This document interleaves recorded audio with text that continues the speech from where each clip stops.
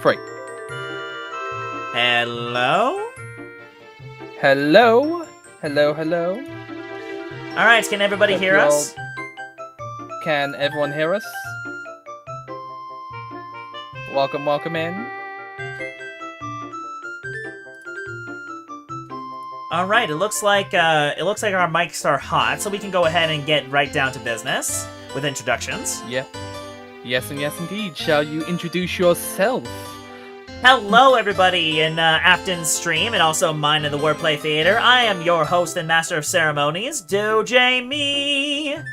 And over here, I am also going to be joined by one interesting satyr who just kind of kicked down the door in the theater for some reason, or maybe on his end, I'm currently in his workshop. Care to introduce yourself? Well, hello there, everyone. I hope you're all doing alright. My name is Afton Goodwill, the Satyr Biomancer, your VTuber for various third-party content, various facts on zoology, and of course, your general nuisance. Yes, a general nuisance he is indeed. Yeah, like, trust me, we have had our fair share of misadventures, but also a whole lot of scuff as well, too. Absolutely. Oh, good Yeah, grief. So much scuff indeed. Yeah, we are dealing with a lot of stuff. Also, I just like how my chat's just saying he tends to kick down doors, windows, whatever. Yeah, it's notable. And my chat tends to throw tomatoes at me. Yeah, speaking of which, mine will constantly toss stuff at me as well too. I am a general nuisance in general. Ow!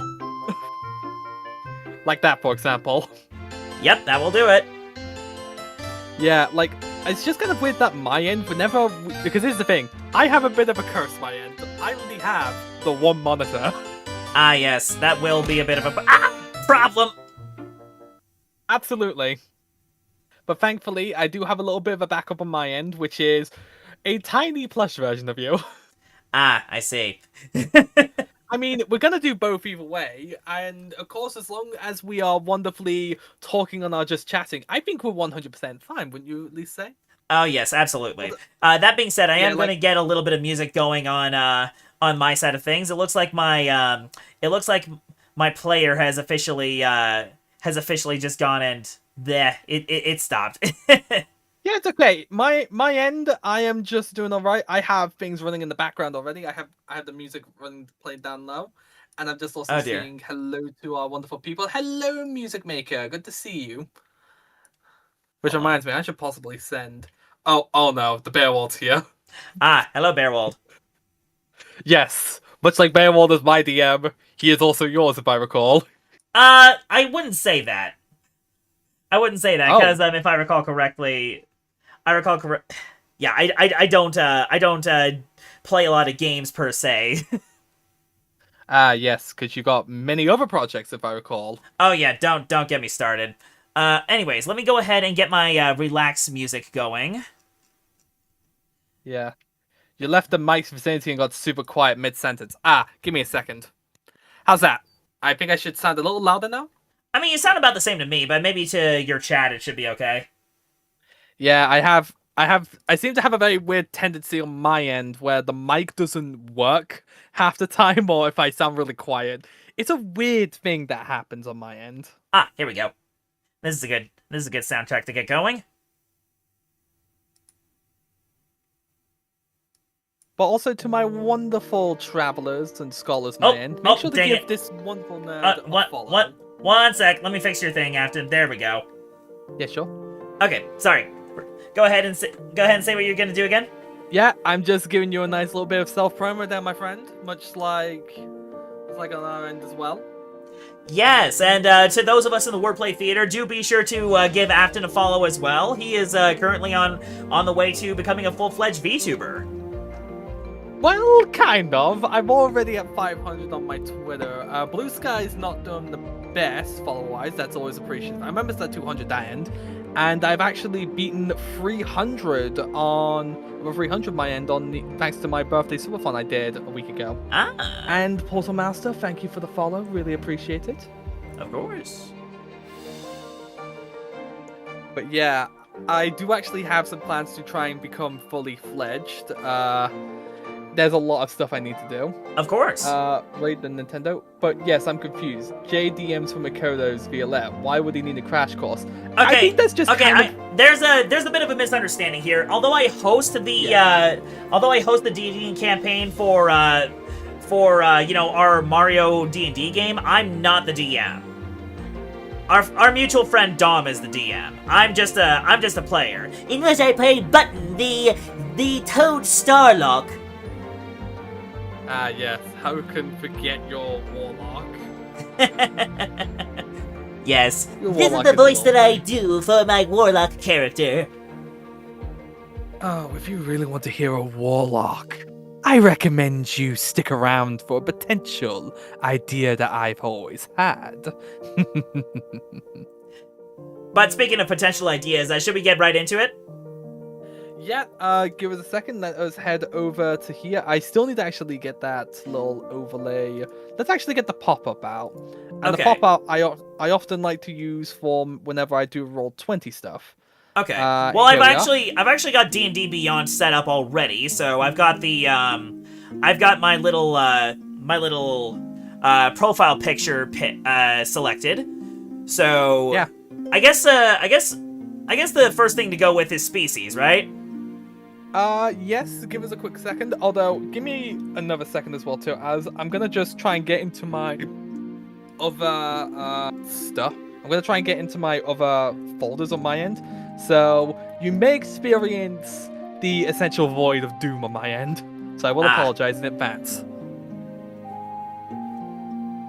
Yeah, So, just to give chat a little bit of a summary here. Right now, we're showing different footages on each of our respective channels. So if you want to see like the actual character creation part, I recommend coming over to my channel. But Afton over here, he's going to be looking through all the different specifics on different wikis and Roll20 and what have you. Yes, which is why I'm also going to do as a just in case. I have a little tiny version of you that takes place whenever that happens. Yes. And when we're back to our typical screen on our end as well too, you'll be right there like nothing's happened. Precisely. Meanwhile, my screen on my end's not really going to change all that much. Yeah, we're working. We're trying to work on it. To be fair, this little experiment that we did, this issue on my end is something that we couldn't figure out last minute, which Yeah, honestly, it's one of those things where it's a limitation of technology and mage magic, so to speak. To be fair, I do actually have, because this is the thing, if I had a second monitor, this would basically be an issue that we wouldn't have to worry about. Exactly. Since I have 2 monitors, we're not worrying about this nearly as much. Yeah, to let you all know, I do actually have a second monitor on my phone. Sorry about that, I had to say something about it. I got you. For the laughs. Hey, Yes, we're A-okay with plugging our our little ways to donate to each other. Oh, absolutely. In fact, I actually have a donation pool going on for getting myself a VTuber model. Oh, well, if you need people to help, are you planning to make your own, or are you gonna do it more of a your style type of thing? So I am actually in the midst of constructing my own VTuber model. What I need is a budget for rigging it. Oh, you need a rigger. Yes, Okay. I do. I may know my fair share of them in case you need contact. Ah, well, okay. Be sure to share those contact details with me later. Yep. But with that, we're gonna start off with species, if I recall, and I think, to be fair, considering that this is my my VTuber model we're talking about, it's pretty safe to say that I'm human or some variant of it anyway. Oh, absolutely. So, I know that I can't tell if you've, do you want to have, on my end, your stuff, my stream up so you can take a look at the wikis? So the problem is you can't share more than one source on Discord. So if I were to do that, then I would lose your model here on my OBS. Okay. But thankfully, this is why I'm gonna... Actually, you know what I'm going to do, though? I'm actually going to see if I can't get your stream up on one of my monitors here.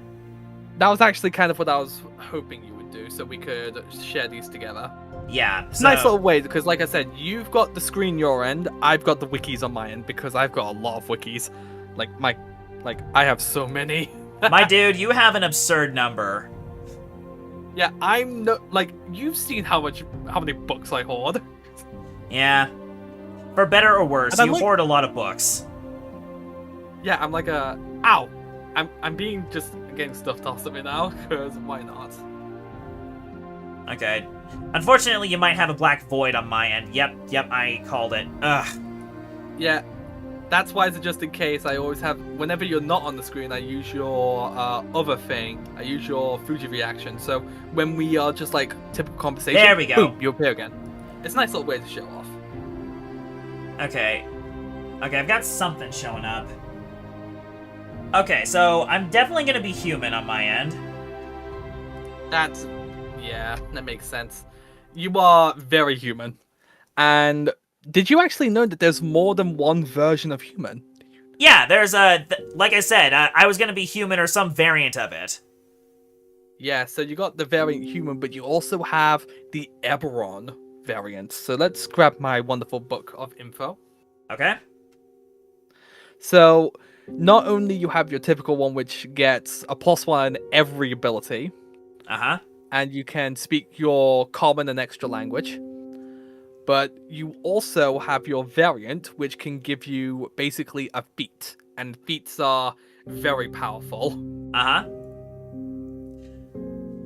Well, without giving too much away, I do want my character to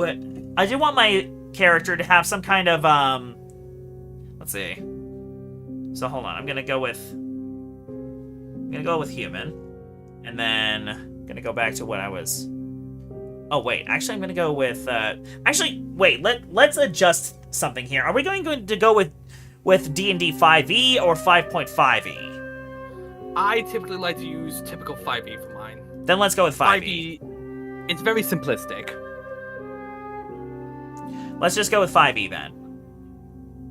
Yeah. Let's see. So where was I again? So we're on species. Hang And on. what's kind of interesting, I'm just like noticing what some of my other people are saying. One of them just said, half-elf, leaning more into human traits than elvish traits. I can see it. I don't know what's going on here. It's just like, it's intriguing what's going on in chat. I always like to see what chat's doing. It's safe to say that I myself am not half-elf. But yeah, to let you know, have you ever looked up Eberron before? No, never. Oh, I feel like Eberron's a bit interesting for you, because it's kind of like this post-apocalypse / desert campaign. Very steampunk. Or arcane punk would actually be a better way of saying it. Arcane punk? Like, think of steampunk but with magic. Okay. I feel like there's something of a fundamental misunderstanding going on with what my character is and what he's about. Yeah, please. If I can get a summary of them, it actually would help me Okay. out quite a lot. Okay, so the idea that's going on with my character is that he is a human who has a little bit of mystery behind him and his abilities. He wields a cosmic hammer that landed outside of his theater, which grants him a little bit of command over ice. And it's known as the Comet Cudgel. Oh, hey, Dom. Good to see you in chat. Interesting. And what's more, he has these different forms that he kind of shifts into based on extreme emotion. That mostly affects his hair, and in more extreme cases, parts of his face. Oh, okay. Interesting. And he has a star mark on his back that influences these forms. Oh, well, what's funny? I was actually going to get to the part involving where these marks come from, and they actually come from like particular clans, but people often reflavor them as having to have a specific feature from it. So that's why I was like thinking, I was thinking you could be a human with one of these various marks. Okay. So you have like different types. You have like the mark of finding, which allows you to basically have a hunt. So essentially you can essentially locate people. Okay. That's like the first one. A second one is the mark of handling, which essentially kind of helps you with handling animals and monstrosities. Okay. But I feel like this one is up your alley, the mark of making. I do see that on my screen, the mark of making. Yeah. So the mark of making, instead of your typical human ability scores, you get intelligence of 2 and a 1 of ability score of +1. You also gain artisan's intuition. So whenever you make an arcana or an ability check involving artisan's tools, you can roll an extra d4 on top of it and add it to your ability score. Okay. And you gain proficiency with 1 artisan tool of your choice. And I think your artisan's tools you will like. There's a lot of interesting stuff that you can get from that. Okay. Artisan's tools probably makes sense because, you know, I'm an artist, which is very apparent. But one of the things that is presented with my character's lore is that he is an actor. An actor, a performer, a singer. Well, that's what... We'll go into that in backgrounds, and trust me, I feel like I have the perfect background already set up for you. I mean, kind of makes sense. Yes. Like, the entertainer background is definitely up your alleyway. Oh, absolutely. Yeah, I'm just like checking you on my end as well too. Okay, so carrying on. So you're thinking mark of making would probably be the best fit for me. Yes, because you also gain something called Spellsmith. Okay. Which is you learn not only the mending cantrip, but you can also cast a magic weapon spell. Okay, magic weapon being the comet cudgel in this case. Yeah. In this case, when you do so, the spell lasts for 1 hour and requires no concentration. Okay. Okay. And once you cast this spell with this trait, you can't cast the spell again until you finish a long rest. However, intelligence is your spellcasting modifier for this. Okay. Okay, so you're thinking mark of making would be the best way for me to go then? Yeah. Plus, there's some extra things I can add in to help you with that weapon ability, but we'll get onto that a little later. Okay, but I'm gonna start with selecting mark of making human. Perfect. Okay. And let's see. Do we want to go to class next? Yeah, but I just wanted to let you know that with being a mark of making, or human as well too, you also gain some extra abilities. Okay. Specifically, you gain spells of the mark. Okay. So not only you know how to do magic weapon, but you also know a lot of other spells. So if you have spellcasting or pact magic, the spell of the mark adds some extra stuff to your spell lists. Okay. But right now, I'm still trying to get the basics down. Right now, D&D Beyond is having me select my race, my class, and my background. Okay. And we shall do so. Let's go on to classes next. Cool. So there are in D&D there are 12 official classes and an extra one for the Artificer. You may notice that there'll be some extra options in there as well too. You may notice that you'll get things... Oh, actually you don't seem to have them on your end, which is kind of good for us. Yeah. But in the traditional thing, you got your Barbarian, your Bard. Okay, I'm going to go back to 5e, and we're going to select all. There we go. Yes. Possibly the best option here. So, let's start off with your classic, your Barbarians, your rage-fueled peoples, who often use their rage to harness various things, such as a fierce animal spirit, or just a various angers, or just intense emotions. Right. which often makes you a pretty tanky individual as well. Okay. Actually, you know what, Afton? Let me show you something real quick, because there's a couple of, Oh, hang on. I'm gonna move that. Yeah, I see your stream, so I can see it. Yeah, okay, let me go back to my official emotes real quick, because there are a couple of things you need to see, but that I cannot show chat. Oh, are you gonna show it in your? I'm gonna show this in the. I'm gonna show this in the Discord in the sidebar. Okay.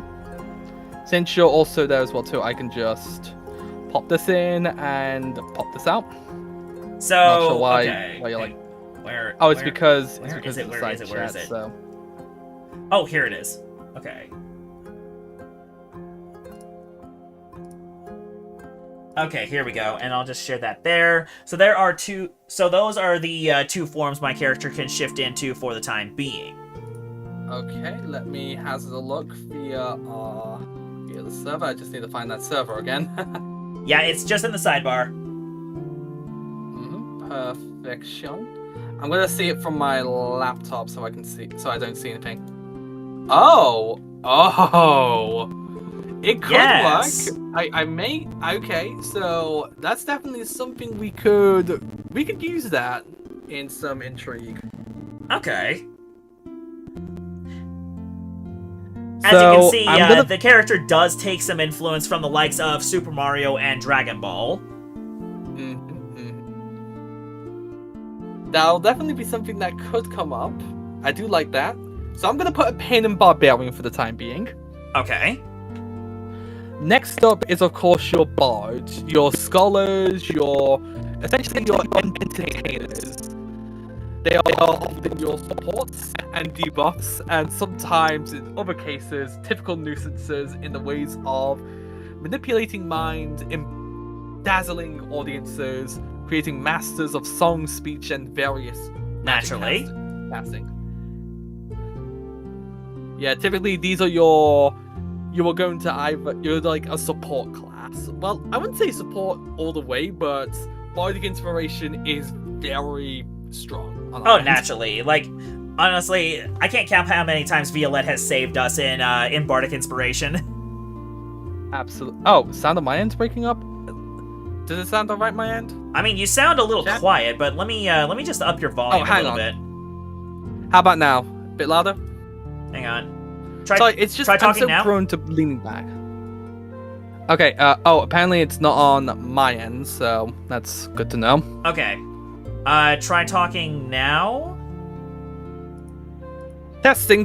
1, 2, 3, 1, 2, 3, 1, 2, 3. Toss the tomato at them. 1, 2, 3. Okay, is that better? Is that better, chat? Hang on. Okay, this is better. Perfect. Good. That's perfect. Okay. Now let's see. Let's go back to what we were doing. Yes, which was looking at the bard. Yeah, we were looking And at. was Yes, the- we were looking at the bard. Yeah, and I think in the past we actually have brought up the interesting idea about you being a bard. Yes, we've played around with the concept. Only problem is I can't really play instruments very well. That being said, I do own an ocarina.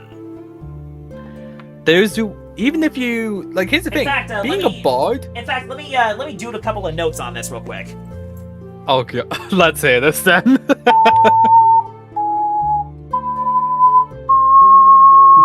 Can you guys hear that? No, we didn't hear any of it. I'm sorry. Okay, hang on. Let me lean back on this a little bit. They probably were able to hear it on my end.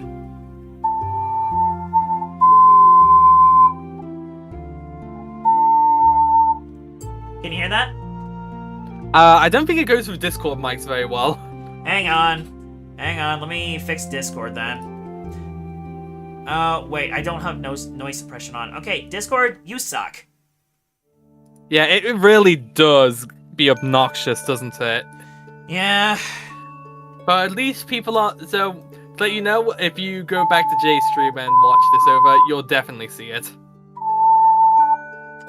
But yeah, that's my ocarina, people. I mean, they're saying they like it. Bards aren't just musicians. They can also be dancers, storytellers, speakers, even live performance and actors, too. Oh, yeah, that I know. Yeah. Though a boy with a hammer is kind of an interesting one to see. No kidding. No kidding. That's why I was thinking All maybe a multi-class would probably be the best way to go. Possibly. Alright, and next up is the cleric, which are of course your intermediates between the various planes of gods and the mortal planes themselves. They are often the vessels of their worship, but also of a goal they have as well too. True. They are always the embodiments of their deities. Well, And I will say that my typically character does draw some of that energy from like some kind of celestial power source. So definitely something to Okay. consider. Ooh, yes, absolutely. And we can definitely put a pin in that. And next up is your druids, which is more of a class that I'm more known for. Yeah, I will say a druid I am not. Yeah, true. Like, one has to be... Like, as much as you adore Daisy and such. As much as your wonderful as much fairy as I creatures. adore Daisy and the little baby dragon that's kind of just roaming around the theater, Bella, alas, a druid I am not. I do think I have decent animal handling though.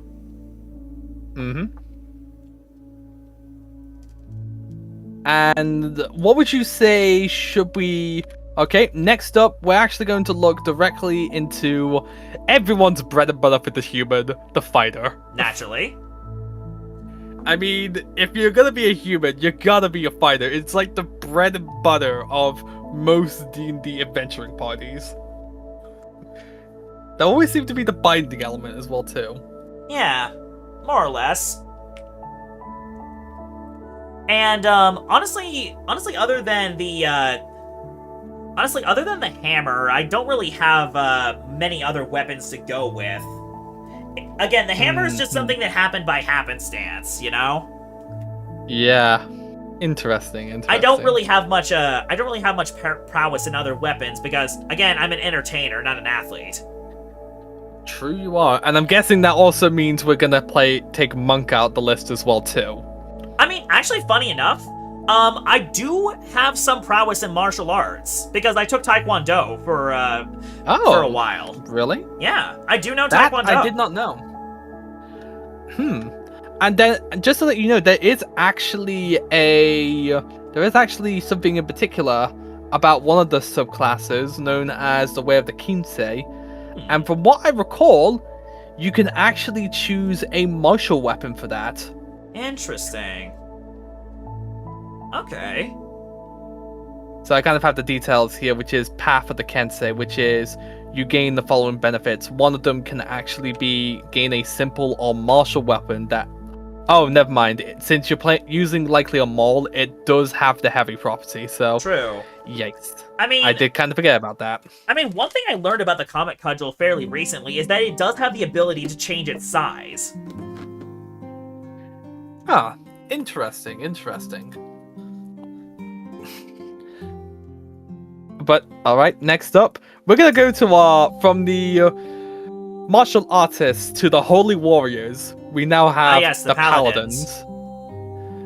What's funny, I actually did have the thought in mind that you would actually make a very intriguing paladin. Indeed. I mean, Because in real life, I am a man of faith, but but you know, I don't try to force my beliefs on other people. Oh, to let you know, paladins aren't just the quote-unquote holy warriors, to let you know that, right? Right. They are not actually connected to gods. They actually are connected to divine magic via their vows. Okay. By the oath that they take, they basically bind themselves to that. Interesting. And due to that, essentially that devotion to your oath and the tenets that you take, it grants you that magical power. Ah, so it's like power through covenants, so to speak. Yes, that's actually a good way of saying it. Also, someone just said this as well too. How are you in plate armor? You know, when it comes to plate mail, I don't really think I'd be able to function it with it too well. I feel like, if anything, I would probably be better suited for, like, lightweight armor. Interesting, interesting. I'm just gonna jot that down. That being said, though, I could easily see myself wearing, like, fur pelts for some kind of protection. Yeah, like, to let you know, there's actually such a thing called half-plate, which I think would be more comfortable for you. True. And it wouldn't be much of a hindrance since you're only wearing it over your chest. And maybe likely around your legs, but that's it. Yeah, like some kind of minor protections. Yeah. Then next up is your rangers. These are your people that don't like the general cities and towns. They are the survivalists. They are the people that will be out there on the hunt, constantly wandering, traveling about. They're basically your nomadic type people. You know, funny enough, I actually do have a background in the Boy Scouts of America, so I actually did get to like the Eagle rank, so I've got like 42 merit badges on my belt, so I know a thing or two about survivalism. Okay, intriguing. I like that. You might call me a jack of all trades. You very much are, from what I'm knowing about you. Alright, next up are your rogues, your miscreants, your bandits, your picklocks, your various peoples that will always find a way to be resourceful, and in case you need to, the people that are best suited for heists or trying to get some information or item here or there. You know, funny enough, the first D&D character I ever played actually was a rogue. Oh. Enlighten me, what was this rogue like? He fell into the pitfalls of trying to be more important a character than he actually was. So I'd rather not talk too much in depth about him. It's the first time player syndrome. The first time player syndrome, where I tried too hard to make him this overly edgy character. Basically picture this guy who was cursed to be forever 19, but was actually in his 90s, and kind of had this kind of, I'm embarrassed to say it. He had this demon stuck inside him that was keeping him stuck at the age of 19. What's funny, I actually can imagine something like that, but at the same time, I can figure out. Funny enough, his background, he came from this. His backstory was basically Pompeii.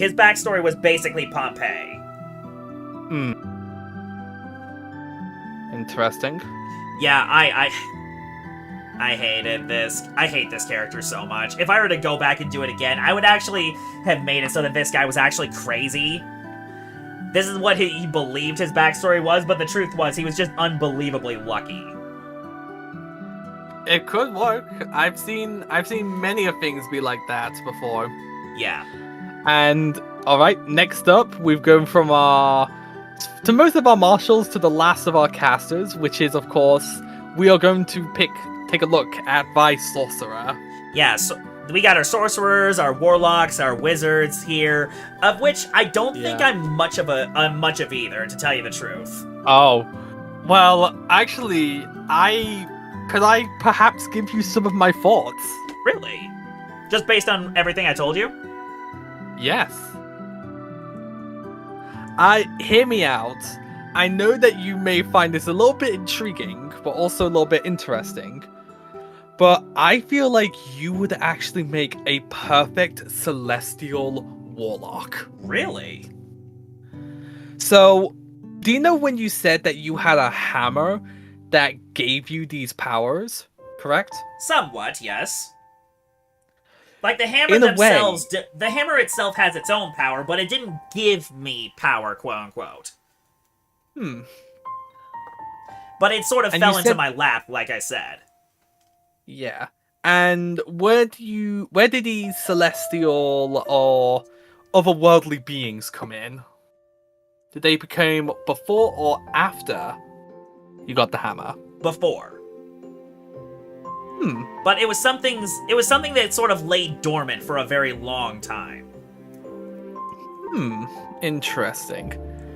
In fact, I'm for the sake of spoilers, I'm not gonna say directly, but I'm gonna put in the sidebar as to where some of these powers may have come from. Okay. That actually will help us out a little bit more. I will not say any peeps, but this may actually help us even further. Well, there it is. Let's have a look-see.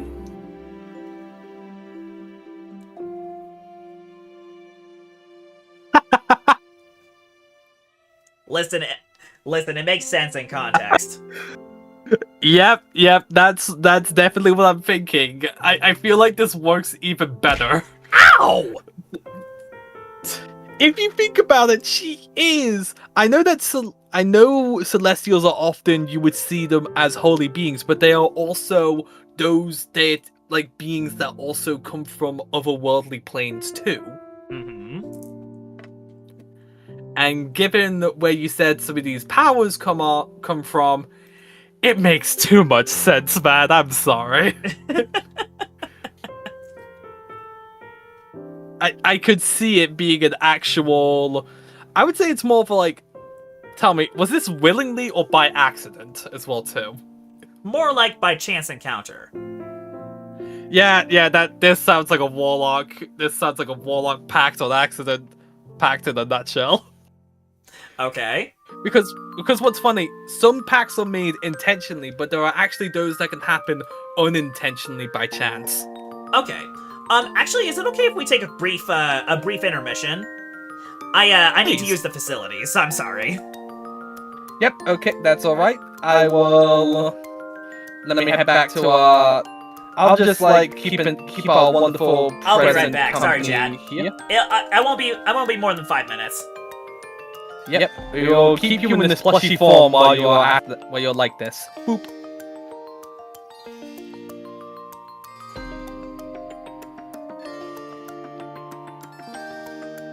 But yeah, chat. Tell me, do you feel like my consensus is wrong on the idea? That our wonderful Jay here is actually someone who becomes, someone to become a warlock. Because I've seen many situations like this before. And I will even say that I've even played a warlock like this as well.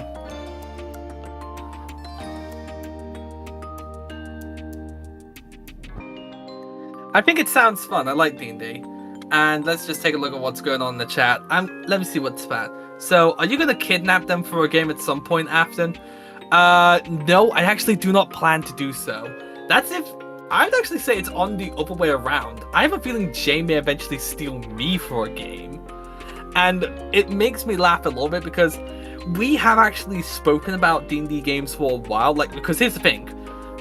Jay is actually one of the first people I've met through various Discord communities, because we actually met through Makoto Nui, which, if some of you would recognize me from there, before I became an actual VTuber myself. And it makes a lot of sense. I've always enjoyed the company of Mickey's wonderful inn, and Jay was one of the many people I have grown very accustomed to, and even found him incredibly funny.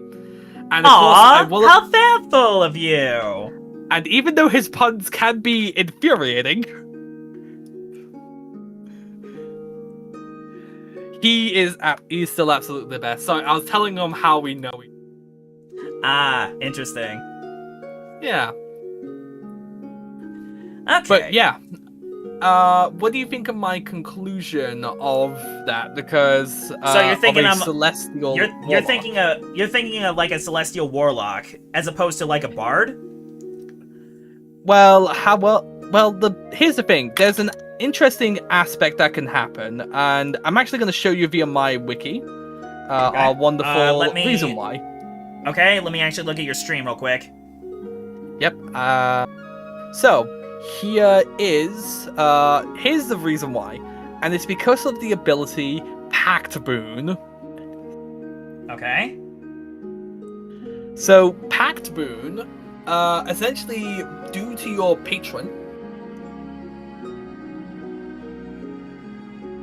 patrons, depending on how you cultivate your warlock powers, you are actually gifted something for your loyal service. Okay.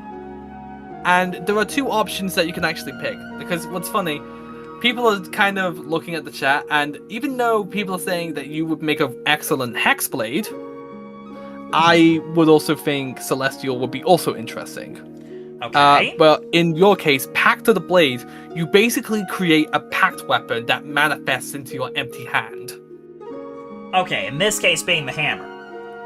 Yes, being the hammer.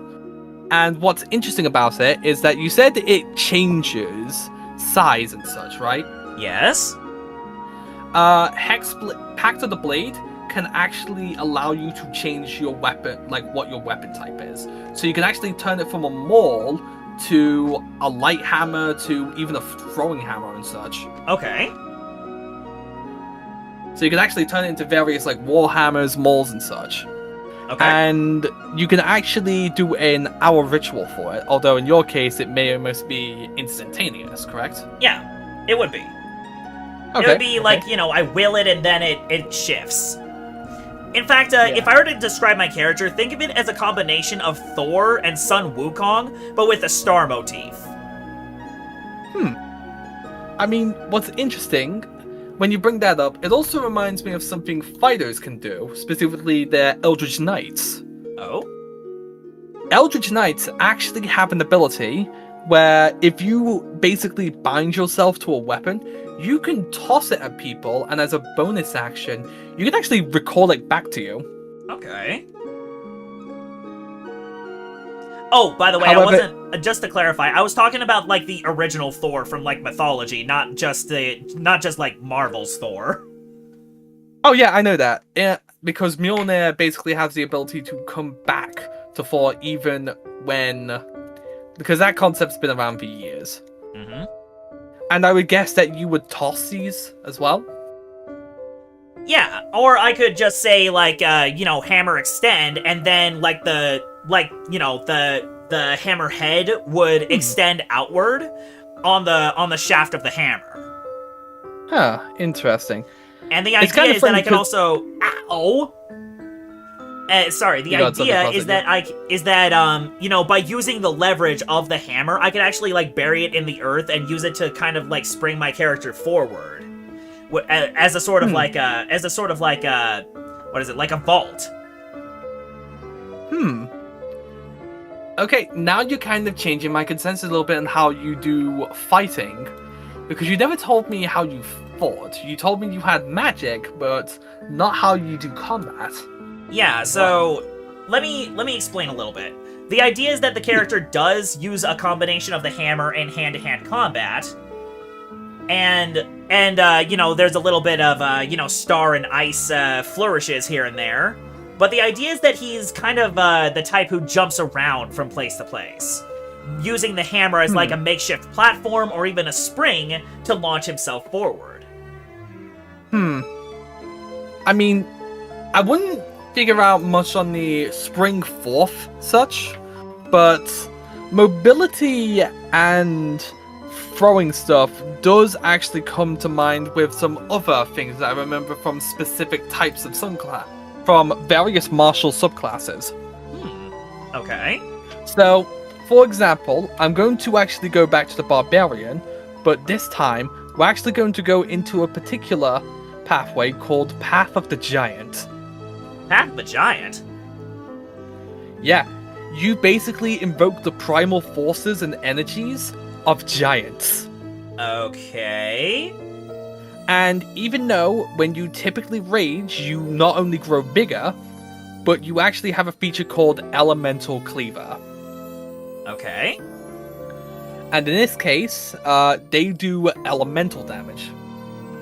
And given the fact that you said that they use ice, Elemental Cleaver actually allows you to toss your weapon, not only damaging the typical damage of your weapon, but also an additional part of elemental damage. So in this case, it would have, like, sort of frost giant energy. Yes. And there's actually are feats that provide you with giant might as well too. Because there's actually various feats that have something called Touch Strike of the Giants. You know, considering the Mario-flavored style that my character has, having Giant's Might could actually kind of invoke the use of, like, Mega Mushrooms or something. It very could. Given the fact that, according to this, you currently grow... here it is. So, currently at level 3, you basically have two things. For starters, you can do Druidcraft or Thaumaturgy as a spell. And basically, Druidcraft allows you to manipulate nature in a minor way, but Thaumaturgy allows you to augment things. So you can actually yell really loud with this, for example. Okay. Or cause flickering lights to dim or glow, or cause any loose open doors or windows to open and shut on themselves. Okay, so augmentation. Do you think that would work with the different forms my character can take that I showed you? Absolutely. And on top of that, while you are raging, you can do two things. You can actually... you can do successful range attacks with things using your strength, and you also become large when enraged. Interesting. And as you get higher up in the levels, you can actually... you can just start tossing people. True. Yeah, thing about the giant subclass is that it basically allows you to just toss people the larger you are. Gonna say, that definitely seems closer to what my character really does, because at the end of the day, I'm not a spellcaster. Like, I myself, not a spellcaster unless I'm using something to cast spells for me. Plus, on top of the fact that you can do magic weapon for an hour without concentration, it does not impede with Barbarian Rage. Okay. Because Barbarian Rage actually counteracts concentration, so you cannot concentrate on spells while you're raging. Okay. So you can have your magic hammer as a magic weapon, while also pretty much just using it as a weapon to attack, and while raging. Okay. Okay, that's an idea. So you're thinking, so are we talking about like a barbarian multi-class with bard or warlock? Yeah, I've actually seen it happen. To be fair, bard, barbarian, and bardlock are actually two very popular multi-classes. Okay. And here's the question. Here's the thing. I typically like to do my characters around level 5. Okay. So, what would you want your split to be? That's the question, isn't it? I guess it would be like 3-2 barbarian, and then whatever we choose for the other two. Yeah, I can roll that down right here. So, barbarian, level 3. I'd probably have to select it myself, actually.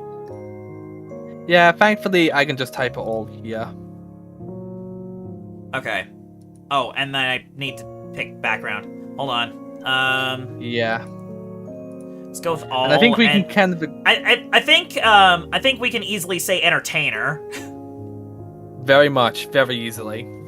Make 'em laugh, don't you know everyone wants to laugh? You know when you say it like that, you sound like a Doctor Who villain. What? I've never even watched Doctor Who. Oh, there's like these various pantheon, like new gods, and one of them is literally just a cartoon character. I'm sorry? Look up Mr. Winkadink. Winkadink?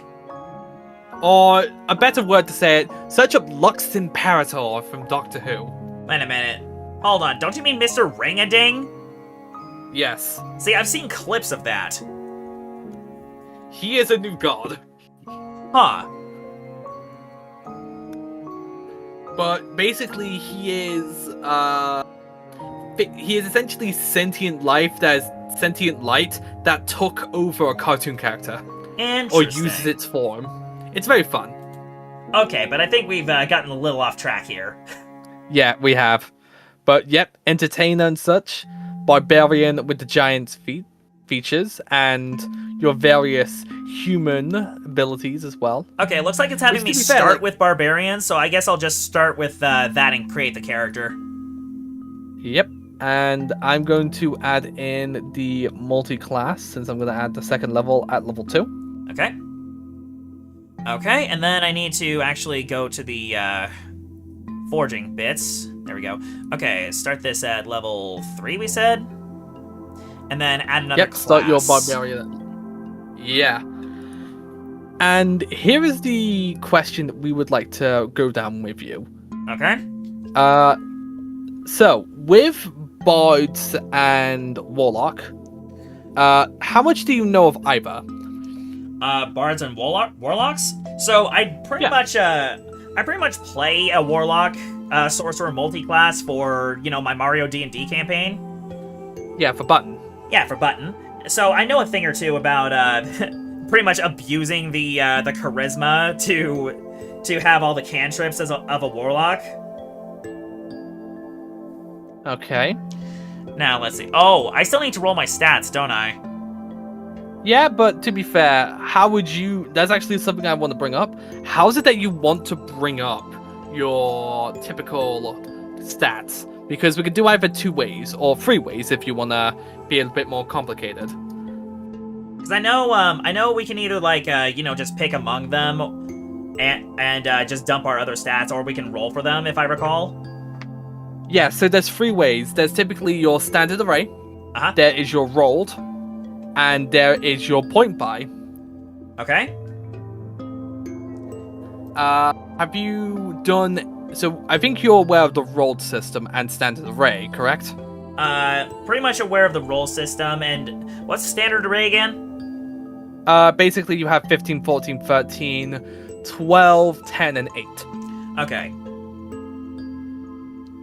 Okay. Well, problem is with the standard array, I don't really get very good stats. It's mostly just middle of the road stuff with that. Yeah, it's very middle of the road. Which which I get that my character kind of is a middle of the roader, but I wanna be a little funny with it. I got a big D20 on my person. Intriguing. Okay. So let's go. So I think you're gonna be aware of an interesting thing known as the point buy system. Point buy can also be very helpful, as it can make you a bit more specialized too. True. So you actually start off with 27 points that you can put in anywhere. Ooh. 27, you and say? 27 points. So we're gonna put 1, 2 in intelligence. So if you take a look at our screen, there you are. So this is what it is by imperative. Yes, I do see that. Yes, you can. So you start in 8 in all of them, and you can choose. So you already have a +2 in intelligence, but you can also do the classic Tasha's, which can actually put your stats anywhere if you would like them to. Interesting. Okay. Well, I'm going to mess around with this real quick, just on my end. So, yeah, go ahead. Between Warlock and Bard, which do you think fits me better? Ooh, that is where I was actually going to bring up. So, as a Bard, because you're going to get various things. As a Bard, you will actually start off with a bit of spell casting, mostly cantrips and level 1 spells, and level 2. And with that, you gain Bardic Inspiration and spellcasting. Bardic Inspiration basically allows you to add a d6. You can give it to anyone in your party except yourself, and you can add it to any other people's ability checks and saving throws, and even their attacks too. And it adds them to the outcome. While Jack of all traits basically gives you half proficiency in every skill except the skills that you have already. Okay. So here it is. Jack of all traits, you add half your proficiency bonus rounded down to any skill collects that aren't already included in your proficiency bonus. Okay. So as you become proficient in skills, bards can give you basically half as much. Okay. Which is kind of interesting. And you have Song of Rest, which is, in this case, when people spend hit dice on short rest, you can add an extra 1d6 hit points to it. As long as you... so you can use your soothing music or oration to help revitalize your wounded allies during a short rest. If you or any friendly creature that hears your performance regains hit points at the end of your short rest by spending 1 or more hit dice, each of those creatures get an extra 1d6. And this actually increases over time. So as you go higher in level, when you go into the Bard subclass, or the Bard in general, it would make sense.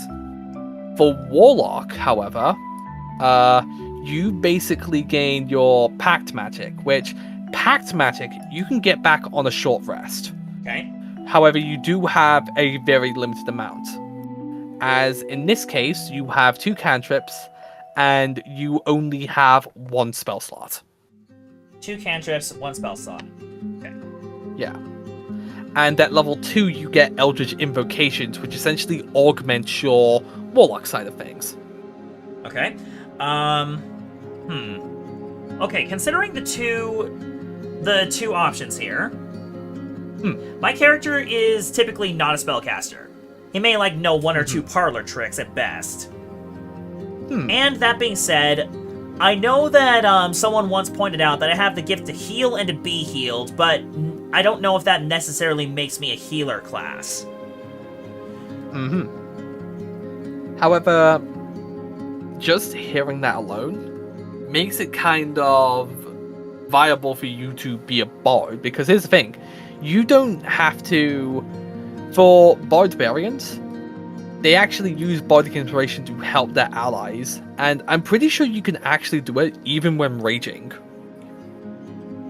Okay. So I may need someone to double check with me on that one, because let me actually take a look.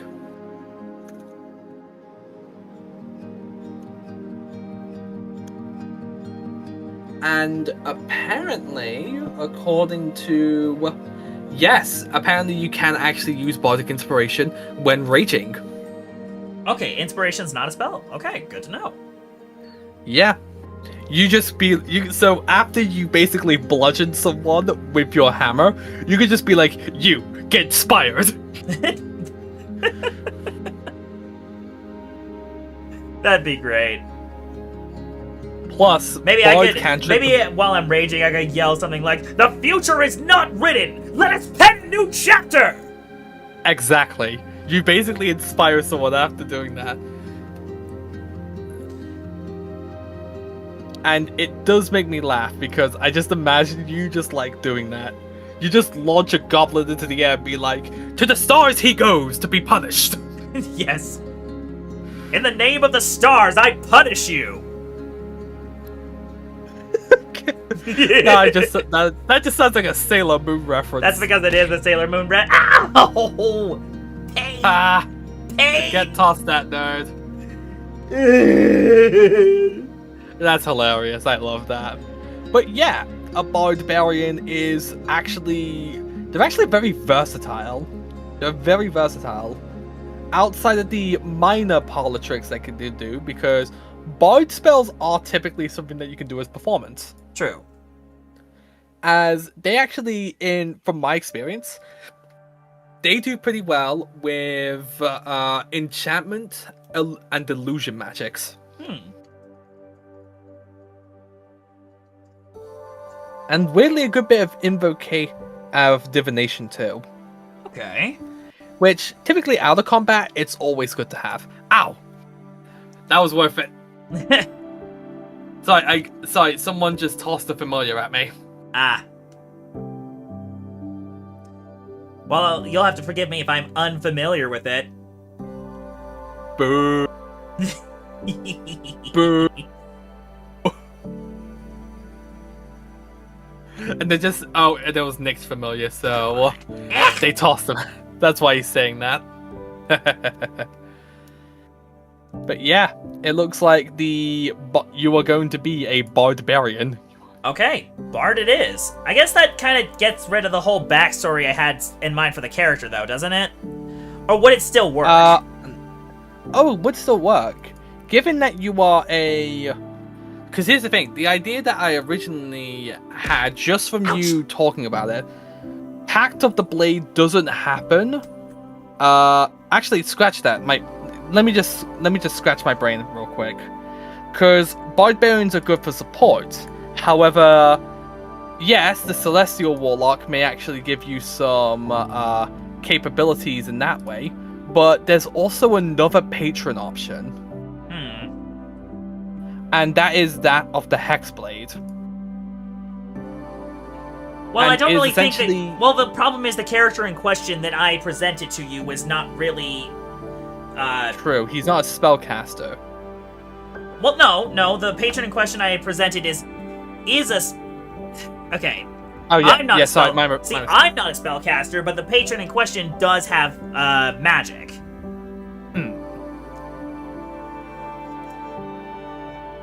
Definitely built on the idea of, like, universal creation, that sort of deal. Ah, yeah. So, actually, yeah, Celestial would make more sense. Sorry about that, my brain just, like... I did, like, a little bit of a reset then, which, I gotta be honest, I'm known to do that. Yeah, I know. I have terrible tendencies there. But yeah. Yeah, that's... again, this is... Problem is, my character is something that's incredibly layered, so it's kind of hard to just pick one thing and just run with it, you know? Yeah. I mean, to be fair, I'm going over the Warlock stuff at the moment for Celestials, and you basically gain things like the Light and Sacred Flame cantrips. Okay. So very, like, parlor trick type of stuff. Okay. What does Sacred Flame do? Sacred Flame is essentially, if I go into the spell, is an evocation cantrip that allows you... A target has to make a dex save or take 1d8 radiant damage. And just like, no, radiant damage isn't typically used for like holy magic, but it's also, in my bias, I like to figure out it's also like celestial energy, like space energy too. Which is funny because the character one of the forms I presented does use like a rainbow aura of sorts. So, you know, something iridescent, like an aurora. Yeah. So that could work. It could work. Then there's one other thing that does come up, and I feel like this is where you'll be a little hesitant with me, given the fact that you said you're not typically a fan of healing. Yeah, I'm not really much of a healer. I'm more like a go-getter. If I were to compare myself to any TF2 class, for example, it would be the Scout. Yeah. Because Celestial Warlocks also basically gain a healing pool. A healing pool, you say? So, you basically gain an ability called Healing Light. At level 1, you gain the ability to channel celestial energy to heal wounds. You gain a pool of d6s that you spend to fuel this healing. This number equals 1 plus your Warlock level. True. So you would basically have 3 on the thing. And as a bonus action, you could heal 1 creature within 60 feet of you. True. Also, good point, Dramatic. I gotta understand that no casting spells while raging. Yeah. And I think this does not impair against raging either. The Healing Light. You could still do this while raging. Okay. So after all the information presented, it still doesn't answer our question though. Like secondary class, Bard or Warlock? I mean, Bards typically don't heal. They're not always a healing class. It's just they seem to have... They're more like support classes. Yeah. And personally, I feel like a Bard would suit you more than a Warlock. Because you still have your magic weapon. And to be fair, story-wise, with how that magic came to be, maybe as you are an entertainer, you started off as a bard. But as you've leaned more into your hammer, you gained more of your barbarian abilities. Okay, so should I like be a bard? Should I be a bard first and barbarian second?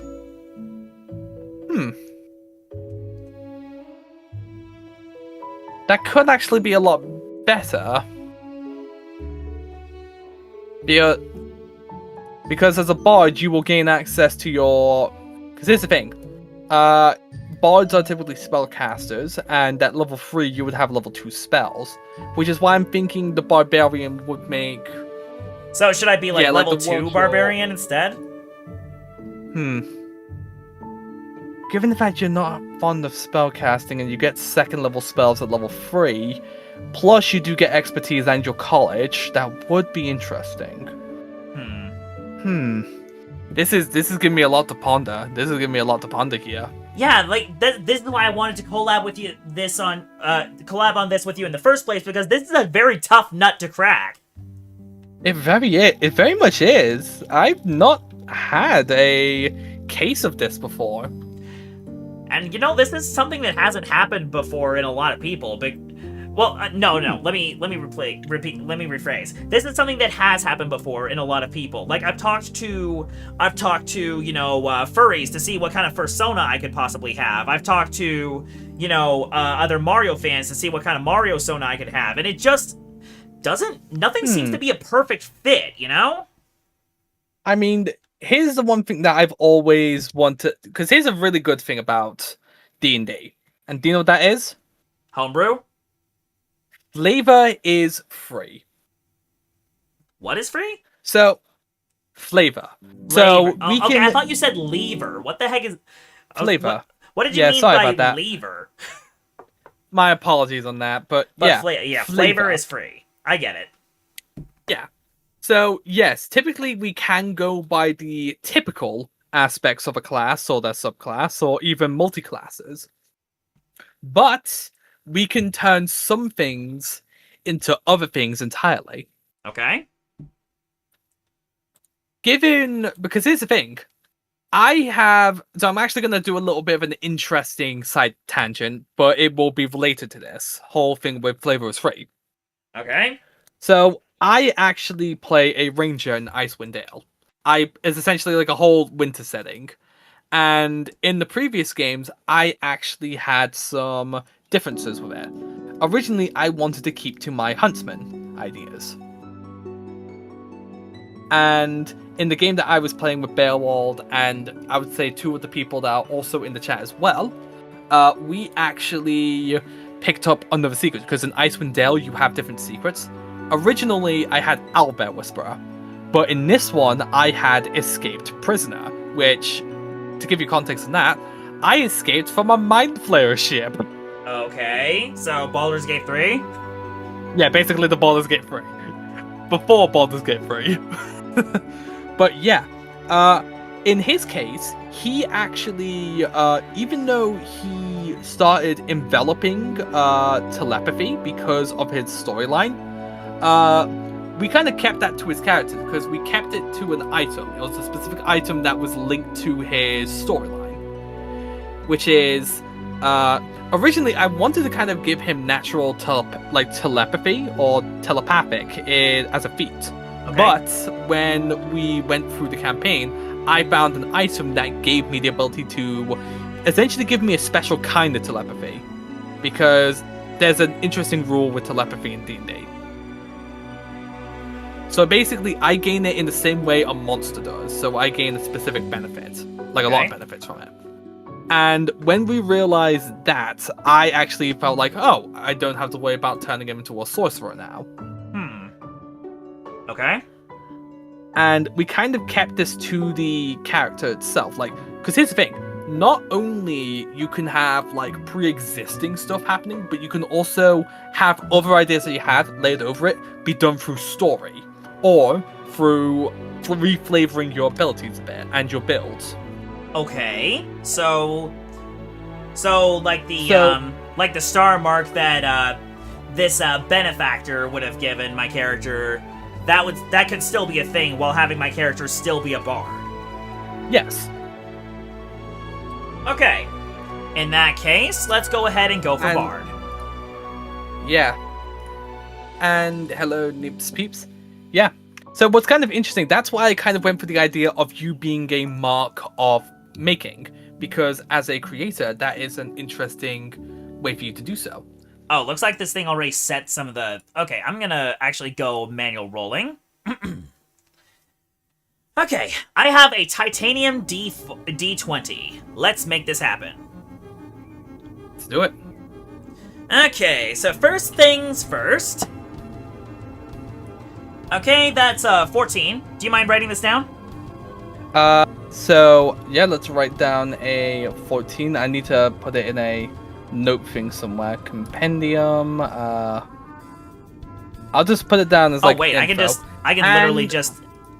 Oh wait, hang on. Okay, no, I'm just gonna keep going as is. Okay, 14. Yeah. I'm gonna put in notes elsewhere on another section. I have. Afton. Yep. I rolled a 20. A what? I rolled a 20. Do you know? Tell me. Do you know how you typically do stats in D&D? Okay. Am I supposed to roll with a D20 or am I supposed to roll with something else? So, yeah, I was just gonna say. So, stats are actually rolled in a different way entirely. In this case, you actually roll 4d6s. Okay, 4d6s, he said. See, now he tells me. Okay, fine. Let me, give me a second. Let me get my other boxes of dice real quick. Yes. I'm just gonna stand up. I felt like something went wrong when you said Oh, it's I'm rolling a here d20, and I'm like, wait a minute, something's off. I'm like, oh, that's why. Ah, here it is. And okay, yeah, so 4d6s, you said? 4d6s. Here it is. Okay. I had another set of dice for this. Let's try this again, shall we? Yes, please do so. And let me just get your wonderful being back here as well. Okay, so let's see. We got a... Let's see, 1, 3, 5, 6, so that's... 15! Okay, what is your lowest number? Lowest number is 1. Yeah, get rid of that. Okay. So and 14? that is your stat, and that'll be your stat. Okay. Okay, now do that 4 more times. Okay. Wait, 4 more? Well, 5 more, because stats. I'm like trying to remember. So it's been first at least a bit. So first one was 14. Let's try this again. Yeah. Let's see. 2. Okay, so I got a total of 11. So I guess I get rid of the 1. Yep. So that'll be a 10. Yep. Okay. Let's see. So let's see 6. Let's see 6, 5, 2, 3. So that's 16. Hold on. Yeah, that's good. That's good. Yeah. Okay. 16. So lowest is 2. So That'll be 14. I'm rolling a lot of 14s. Let's see what the end result is. I'm always excited to see the end result. Oh, Chad, do you want to hear the roll of the dice? I'm going to roll the dice on my end. These are stone dice. Wait, actual, like, gem dice or stone? Stone dice. Stone dice. Damn, that's some Language. good dice. Sorry about that. Sorry. Anyways, Force of oh habit, my your goodness. What? I rolled 2 6s, a 5, and a 3. Get rid of that 3. So, well, hold on. That's 2, 6, 5. That's 17. That, what? Whoa. Ooh, that is good. That is good. Yeah, okay. I think we found out what your core stat's going to be. Yep. You look terrified on my end. Okay. Okay, let's see. Okay, that's 3 3s and a 1, so that's 9. Okay. Yep, that's a 9. Okay. Like, remember, what did Germans say for no? Okay, let's see. How many did we do? So we actually got one more stat. Okay. You got this. I believe in you. I absolutely believe in you. You got this. Okay.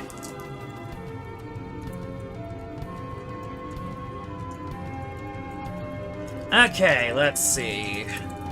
Come on. Papa needs a Roll new pair of high. shoes. Papa needs a new pair of shoes. I don't use shoes. Okay. I know you don't use shoes, but it's a figure of speech. I know. I just want to be funny. Uh-huh. Let's see. So let me just rearrange these.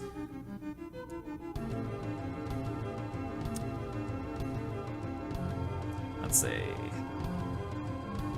So that's a 4, a 5, a 2, and a 4.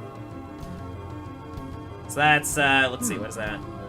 8 and 5, that's 7. No, hang on. 8 and 5, that's 13. So I get rid of the 2. Yeah, 13. Yeah, and that is all of your stats. So I'm gonna roll this back to you. Your stats are 14, 10, 14, 17, 9, 13. Okay, so let's see, 14 and 14. I think let's put that into dexterity and let's see. Yep, give us a second. I just want to let you know, how much do you know about barbarians and bards? As I understand it, barbarians have their strongest stats be strength, and bards have their strongest stats be charisma. So I need yes, both of them correct. So I need at least a 14 for charisma. Or sorry, at least Okay. 13 for charisma. Yes, that is correct. Okay, and then so 14 for dexterity and charisma. And what were the other ones? So you've got 2 14s. You also have a 10, a 9, and a 17. Okay, so let's see. I'm gonna put 9 into my constitution. Are you sure you want to do that? Like, Jay, look at me for a moment. Look me in my eyes. Uh-huh. Never do Constitution as a dump stat. That is like asking for trouble. And what if I want And my for character to be a glass cannon? Barbarians are never supposed to be a glass cannon. That I can assure you.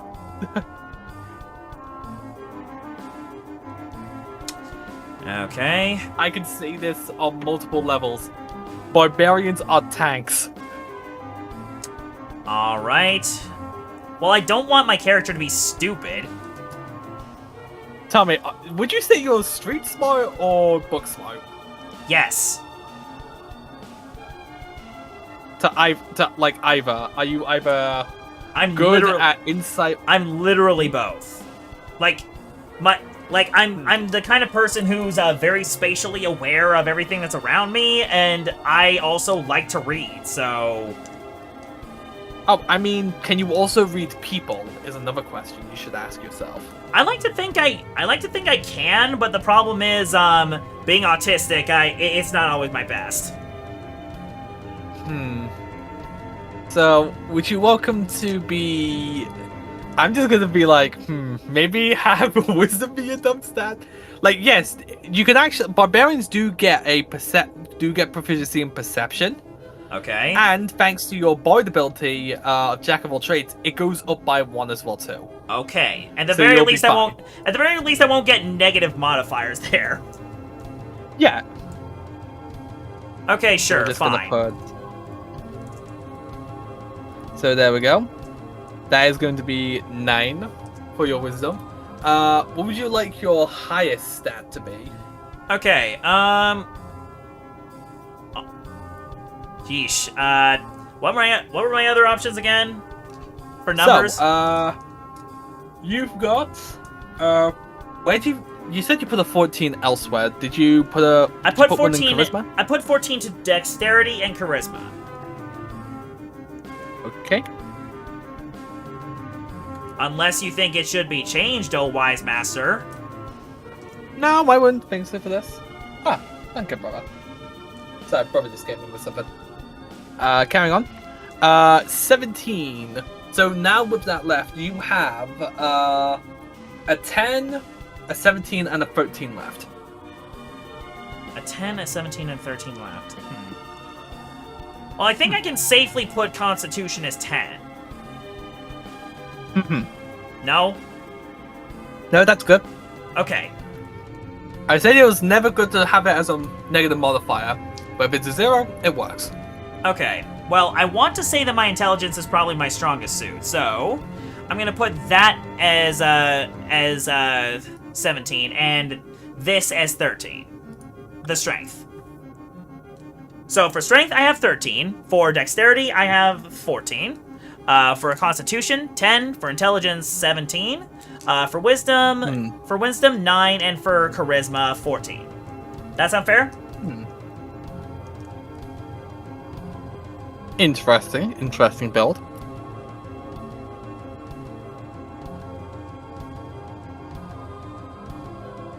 It is a very interesting change in your stats.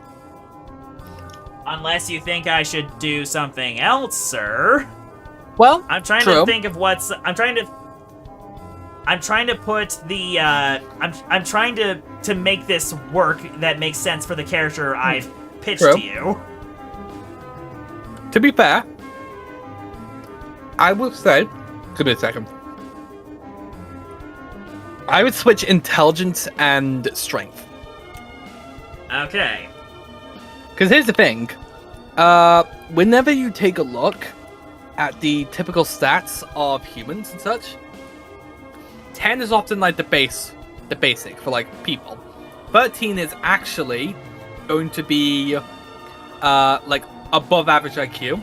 Okay. And 20 is like you're basically masterful genius. Okay, fair. I don't claim to know everything, so. Yeah. But then again, I don't claim to be a powerhouse either. True. However, I would say I'm guessing that's the hammer doing all the talking for you. Fair enough. I would definitely say the hammer is definitely helping you out a lot in this, with this idea. That is fair. Plus, on top of this, there's some interesting things as well too. Since we are looking into getting you started as a barbarian first, you actually gain some pretty good starting equipment. Okay. Okay. So, and it's also, let's see, ability score increase, mark of making human. So let's see, intelligence score increases by 2, and one other ability of your choice increases by 1. But you can also do something which we call the Tasha's Cauldron. Tasha's Cauldron, instead of taking typical +2 in your fixed stats, you can put them anywhere else. I'm sorry, could you repeat that? So there's a rule in the book Tasha's Cauldron of Everything. Okay. That essentially allows you to be like, instead of taking your fixed race bonuses, you can instead place them anywhere else. So it's a nice little being like, hey, you can make your character more specialized. Okay. So if I wanted to say, hold on.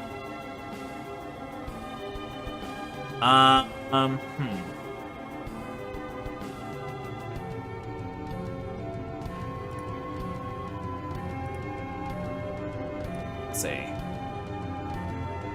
Take your time. So if I wanted to put my bonuses into say wisdom, for example. Yeah. That'd probably be. You can put them in happily. Okay. Okay, I think this is ow! Chat with the dang tomatoes. Okay, fine, I'll drink water. Haven't been tossing stuff. Mine hasn't been tossing anything at me today. Oh, which, to be fair, oh really? I like that.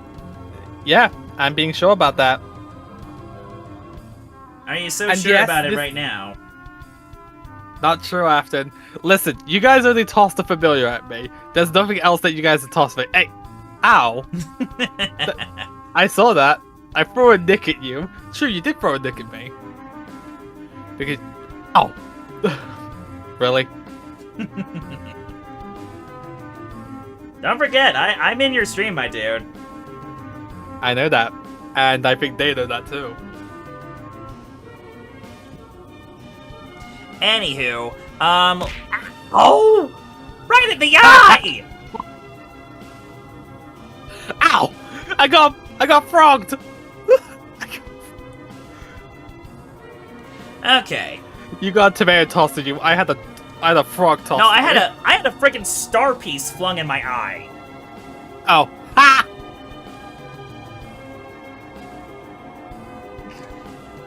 Anyways, okay, strength 17, dexterity 14, constitution 10, intelligence 13, wisdom is at 10. Oh, actually, looks like intelligence is at 15 now with the modifiers. And wisdom's at 10 and charisma's at 14. Yeah, and given that you have a +2 in the intelligence, you can actually put that +1 anywhere else. Oh, I can. Yes, anywhere. Okay, so if I wanted to override this, then how would I do that? Oh, you could just. Oh, are you doing it via D&D Beyond, or you gonna take a look at my screen for that? I'm doing it. I'm looking at D&D Beyond. Oh, You're looking at what Roll20 here. Are you making like a whole separate sheet? Yeah. Because what I'm gonna do right after stream, I'm gonna put all of this into a tiny PDF, which I will then send to your DMs. Oh, I was just using my wife's D&D Beyond account to make everything. Oh yeah, but I know. But it's also because you can also print these out as well too on my end. You know what? Fair. If you want, if we want to have two separate sheets, we can do it. We can just combine the two in some way. Yeah, it's like, I mean, yeah, I like having the wikis and such as well too. But it's also nice to give you an extra sheet as like it's good to compare notes to be like if we did everything correctly. Fair enough. Okay. In that case, I'm gonna go back to class real quick. Yeah. Add another class, and I'm gonna add. Where was it? Where's Bard? There you are. You are grabbing thy holy bard. Okay, Bard's gonna be level 3. Okay, class features. I thought we said level 2. Well, okay. You said that I started as a Bard in your earlier concept, so. Oh, hear me out, because this is how it was. This is what I was thinking. It sounds a little stupid. So Okay, you started I'm out with listening. 2 levels. So you started out with 2 levels in Bard. And then as you got the hammer, you got a level of Barbarian. And then you carried on a little into more of the Barbarian pathway. Okay. And I'm seeing Splice tossing a lot of things at me. And I'm like, I'm wincing against the pain of it. Okay, so let's see. We're at the hour and a half mark so far. I typically go for about 2 hours, but you probably go for longer, right? A little bit longer. at the rate we're going, crash course. At the rate we're going, it's kind of it's gonna take a little bit longer, I imagine. Actually, no. To be fair, we've been pretty quick on ours, to be honest. Fair. Okay, A so little quicker than my typical peoples that I have for this. okay, so for my proficiencies, where do you think I should put them? So, since you're starting out as a barbarian, give me a quick second. Barbarian proficiencies, these are the ones that you get straight up, option-wise. So your options are, according to this, animal handling, athletics, intimidation, nature, perception, and survival. Okay, I like to think. I think perception is probably a good trait to have. Absolutely. I don't think I'm that intimidating though. No, you are not. Yeah, honestly. I Although would say survival's more suiting. Be intimidating if you wanted me to be. Huh? Did you not hear that? Oh no, I did hear that. I'm just confused by it. Uh, it's the role of an actor sort of deal. Never mind. Never mind. I mean, I'm pretty sure Entertainer actually provides you with some extra proficiencies too. True. Which, if I go onto here, you straight up gain... Oh, acrobatics and performance are actually your other skill proficiencies as well too. Cool. Nice. Okay, but for intimidation, probably not. For the character I have, I know I'm a pretty good survivalist, and I also know how to handle animals. So which do you think would work best for me? I would actually pick animal handling, given you are around animals quite a bit, and True. survival's always. I feel like given your character, you're more situated to urban-based environments. So I would say animal handling is a lot better than survival. Okay. Okay.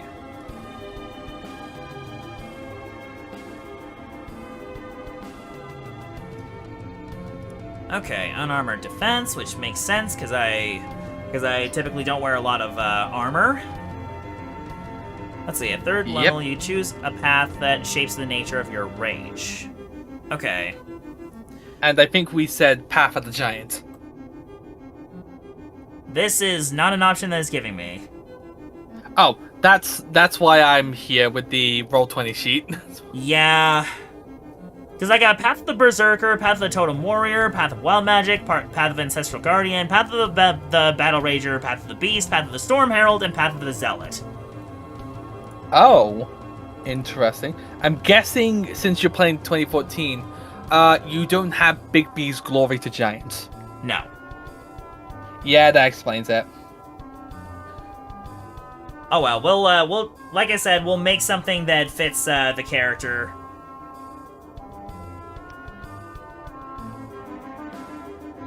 Yeah, and from what I remember about multi-classing as well too. Hang on, let me just take a look at something.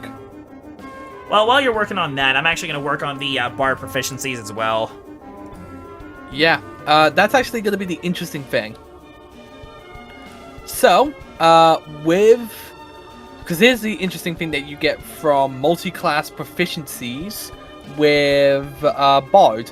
So, if you take a look at my handy-dandy wiki, Bard multi-classing, you get light armor proficiency, one skill of your choice, and one musical instrument of your choice. Yeah, so one of the things I pointed out was musical instruments. I do have an ocarina. Problem is, it doesn't give me an option for that. We can just flavor of you having an ocarina, because you know, we flute. could just reflavor the flute. Yeah. Okay. It's always nice whenever you have multi-class proficiencies. It's nice that they give you a rule for that. Yep. Okay, so It is choose like a still going to skill. find one. What do I go with? So bards are kind of nice with what they gain.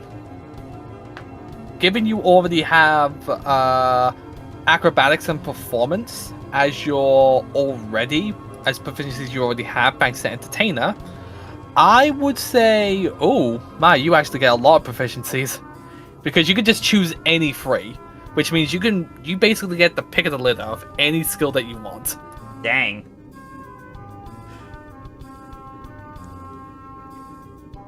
Okay, so performance is obviously one of that I wanna have. You already have that instantly. Oh, I get that by default. Yeah. Yeah, because of your Entertainer background, you gain acrobatics and... Yeah, you basically gain acrobatics and performance thanks to your background. Okay, so backgrounds actually give you a lot of extra things, and even help tie in with your character, and even give you little hidden benefits. Okay, so... Let's see, Dang. Okay, so out of all these things here, what do you think fits my character the best, based on how I described it? So, given your proficiencies that you have already, so if we go from perception, performance, and your acrobatics, animal handling, and yeah, you gain 4 proficiencies. Since you gain an extra one, I would say another option you could have is survival and maybe even stealth. You know what? Sure. Sure. It's actually funny because in my debut episode for Ask Mario, one thing that actually ended up happening is I got chased by Bowser, right? Who was wielding a chainsaw. And what I did is I actually managed to break away from the chase because he was chasing both me and Slickframe, and I snuck off stage behind Donkey Kong. So stealth you would probably succeeded your... Yeah, exactly. Yeah, I succeeded my stealth check. So stealth would Yep. probably fit me best. It absolutely does. So, and plus, given that you're a barbarian and have unarmored defense, you don't have to worry about pesky armor getting in the way. True. Also, I'm just reading chat right now. I just see Ravens being like, "Wow, Afton looks different from when he was on Mickey's channel. Why do I get a feeling he's a ladies' man?" I mean, he To is be a honest- satyr. He is a satyr. I am a satyr, but I'm no ladies' man by any means. Though, to be fair, I feel like this is possibly the first time people have seen me outside of that plush form. True. Or at the very least in my circle. True. That is absolutely... But did they also know that there's another form that I can take? I did know I this, do have actually, one- but I know that they don't know. Yeah, they don't know. The only way you can do so is by sacrificing 10,000 vials. 10,000? That's steep. To be fair, it is a form I only use for celebrations. But it's fair. Ow. Anyways, let's see. Spellcasting, first level, Bardic Inspiration, Jack of all trades. Yeah, Jack of all trades is amazing for a bard to have. So, Honestly, yeah. give me a second. I'm gonna, on my end, I'm gonna just click Jack of all trades, and then if you take a look at your things on here, just from you being level 5 with Jack of all trades and acrobatics proficiency, you get a +5 to that, and you also get a +5 to your performance checks too. Jeez, that sounds broken. Oh, it isn't. It isn't though. I mean, one thing that I've always described bards, because I've played bards myself, they are very much skill monkeys, and those skill monkey abilities are very helpful. No kidding. Although, I like to also say they are the... Tamara, I actually can't answer that question because I'm not the one who's actually producing the darn thing. And Slick kind of tends to keep that card close to his chest. They drop Yeah. when they drop. Yep. And even though I've seen these two work on it, I can't say anything about it either, because I know nothing about that series. Yeah, he's not exactly a member of the team. Yeah, like, I've only been aware of your stuff very recently with the Ask Mario series. I've only seen very little of it, even though I have been watching it. Okay. Well, do let me But, know what you yeah. think of it going forward. I'll let you know. But, carrying on, where were we on your sheet as well, too? So you got your spellcasting organized. I feel like I think I may know some spells that are definitely up your alleyway. Like, they're not going to be offensive, but they're something that you'll definitely use out of combat. Okay.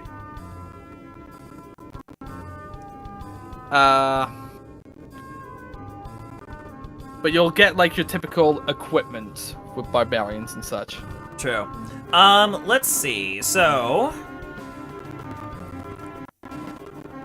let's see. Well, I think Vicious Mockery would probably be a good spell for me to have. Absolutely. Vicious Mockery, it basically works with you very well. You could just do terrible puns as Mockery. Hey, my Yeah. puns aren't terrible. They're genius. They deal psychic damage to me, of all people. Hey, you gotta admit, You gotta admit, it takes a lot of dedication for that sort of thing. It really does. And maybe it's just the fact that I have my head. I have my head, well, tightened too much. Anyways, let's see. But- So do I go with, like, Legacy for Vicious Mockery? Is that, like, the 2014 version? Yeah, Legacy is typically 2014 content. Okay. Okay, spell added. Yeah. That's one cantrip. Then you have another cantrip, which, you got some pretty good ones. You got things like Mage Hand, which, to be honest, Mage Hand just feels very interesting, because I imagine that's what's tossing the tomatoes at you. See, funny enough, that's just the audience tossing tomatoes at me. Not just tomatoes either, but the tomatoes in particular actually come from this one very disgruntled tomato salesman who set up shop outside the theater, and he hates me. You know I get discount from his things, right? Oh, do you now? Hey, I am very persuasive. Uh-huh. How the heck do you ever But- put up with that guy? Honestly, he's just kind of unpleasant. Listen, when sometimes, much like the theater, you have to play a role to get what you need. Uh-huh. Plus, all of his tomatoes are really good restaurant quality, so I use them for cooking. You know what? At the very least, he probably appreciates that you're actually using them to eat something. Yeah. I don't. It's weird because I don't hear any roboting I don't know on. why. Hold on, chat. I don't know why. I think Afton, on your hold end. on. Hold on a sec. Yeah, Chat. go ahead. Chat. I don't hear any roboting on Afton's end. Are you guys sure it's like a? Oh, It's like a signal thing. maybe it's a. Maybe it's possible. Check your OBS. Check your OBS on that. What setting? Just check your mic and just reset it. Sometimes that's what can happen, and it can be very helpful if you just reset it. Okay. Well. Okay. Okay. Try talking now. Testing, 1, 2, 3. Yeah, you still sound pretty normal to me.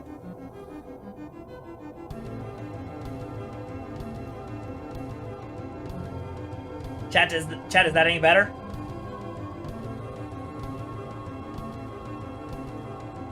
Actually, we put on this sanctuary thing for a bit now. Let's move on. What were you looking at? I'm just looking at your I'm just sheet changing right the now. music. Oh, actually, here's a spell I feel like you would actually like a lot. The Message. Message?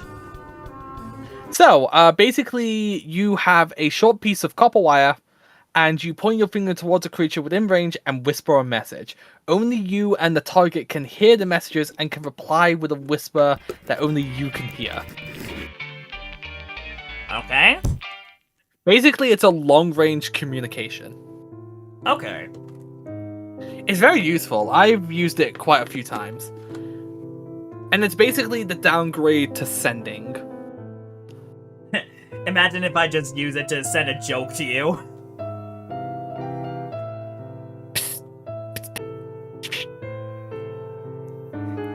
Hey, excuse me, can you hear me? Did you hear the one about the one-legged man who walks into a bar?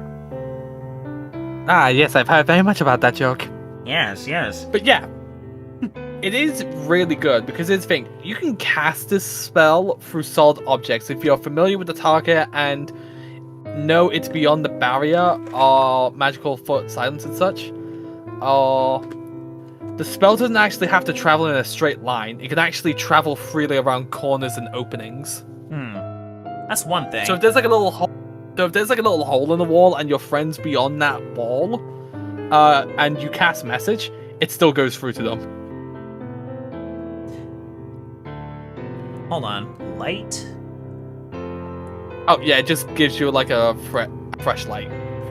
Honestly, I feel like that makes more sense considering the nature of the hammer itself. Yeah, I'm gonna go with light. Yep. Then we grab light and magic weapon for your spell options. Thank you.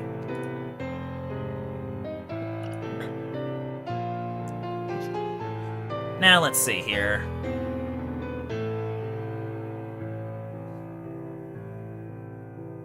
And given the fact that you don't have to worry about magic weapon a lot, magic weapon's kind of interesting because, according to this, it is basically a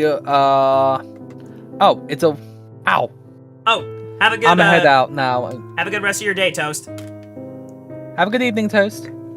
So according to this, you just need to have a weapon on hand. It just turns it into a +1 weapon. So you could just have the hammer be out. Though I like to reflavor it being like you just cast magic weapon and it pops out nowhere into existence. Yeah.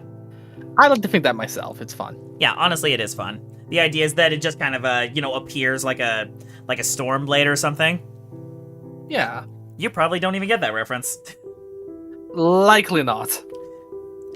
You know, when you're off stream, look up The Way of Kings. I think you may very much like that story. I will take a look at it. I'm always happy to find new recommendations. It's by Brandon Sanderson. I think you would very much appreciate the world building, especially since his books have actually made it into tabletop games. You'll have to show me them when we're finished up here. And of course you got Bardic Inspiration, which Bard spells, since you are level 1 as well too, you gain a few interesting aspects for what you can pick up there. And what's funny, I know one of them is absolutely gonna be Silvery Barbs. Silvery Barbs? Yeah, basically you could just be like, okay, if someone's gonna attack you, cast Silvery Barbs, they have to re-roll that roll, and if it's lower, you basically miss, and then you can give the advantage to someone else. You know what? That's actually kind of funny because one of the core tenets of one of my main inspirations, Paper Mario: The Thousand-Year Door, there is a lucky badge you could equip, and it will just sometimes cause enemy attacks to miss. Yeah, exactly. That is Silvery Barbs in a nutshell. Okay. It's a very good spell too. There's a reason why people in the community, most DMs actually ban this spell, but I'm not one to ban this spell. I'm not one to ban this spell because I am a sucker for when people do a good timed Silvery Barbs. Interesting. I am a sucker for Silvery Barbs stuff. Okay, so you think Silvery Barbs would go on my character then? Yep. Okay, it doesn't look like Silvery Barbs appears in D&D Beyond for me, which kind of lame, if I'm gonna be real with you. It comes from Strixhaven's Curriculum of Chaos expansion. Uh-huh. Which basically means magical college. And hello, Sleepy. Hello, Sleepy. I'm banned from the spell from my game because my players are evil. Ah. Understandable. This is a Mantis woman that is always on my server. Whenever I'm on a voice chat, she's there. I see. Okay, She bites me. So let's see. Now. What was another one of the spells you recommended? Like it was some kind of light or something? No, you asked about the light spell, and I just No. I'm talking about before. Like some kind of radiant light or something. Sacred Flame. Sacred Flame. Yes, that's what I was thinking of. Sacred Flame's actually a cleric cantrip traditionally. Okay. But you also, at level 1, you do also get some extra other spells, like the Identify. Silvery Barbs is one of them. I actually have an interesting one for you. The Charm Person spell. Charm Person, you say? Yes. I guess basically I guess I could do Charm Person. Although there is a little bit of an interesting consequence. The person, after you charm someone, and when that charm ends, the person will know that you charmed them. Which, if they are someone that you do not know, or kind of feel a little bit iffy about you, they could see that as be like, they could possibly be like, they could just have some questions for you. Or may look at you like, oh, you tricked me. Yeah, so they could turn hostile. They could turn a bit hostile, but I'd say it's very good risk reward. What about animal friendship? Oh, that's always a good spell on hands. Although, as you get to higher levels, when you start meeting other interesting kinds of animals and other beasts, oh, you'll find some intriguing stuff there. Okay. But yeah. But here's the thing. It must see and hear you. If the beast intelligence is 4 or higher, the spell fails. Interesting. And you'll be surprised. Higher CR rates of beasts are surprisingly smart. True. Like, no joke, giant eagles have an intelligence of 8. They have the same intelligence as the humans do in stat blocks. So it makes me laugh a little bit when someone is a barbarian with a 7 in a stat and someone has a giant eagle. They just look at you being like, how is an eagle smarter than you? Bruh. I love it when that's one happens. way to It's call really him hilarious. bird-brained. I feel like that's more offensive for the eagle.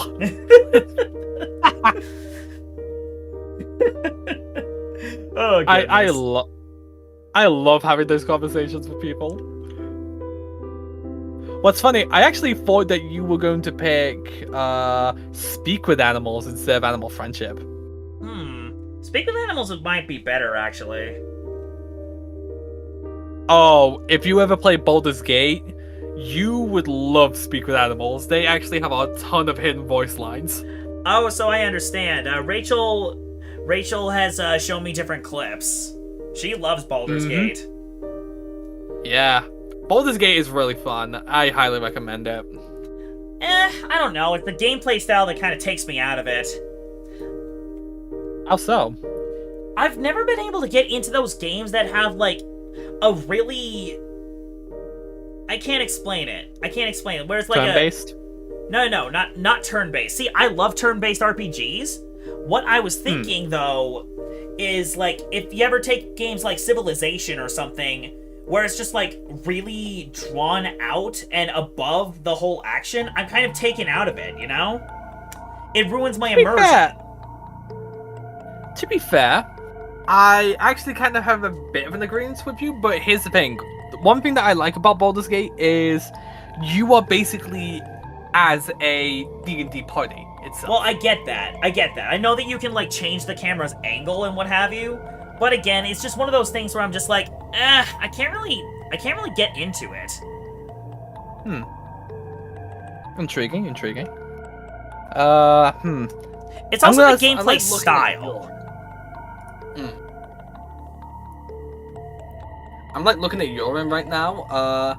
You have access to like 2 more spells. Just to let you know that. Yeah, I'm looking at it. Yeah, and then with that, your bard side's done. And thankfully, the Giant's Rage, I'm actually copying and pasting down right now. Oh, so by the end of stream, I'll make sure you have your PDF ready for it. Thank you. Always welcome to help. Okay, Disguise Self could be fun. Do you know, as an entertainer, you actually gain proficiency in the disguised kit? Oh, really? Yeah. As an entertainer, one must always put on their role. Ah, yes. We put on our masks. We put on our costumes. We go out, and we perform. Exactly.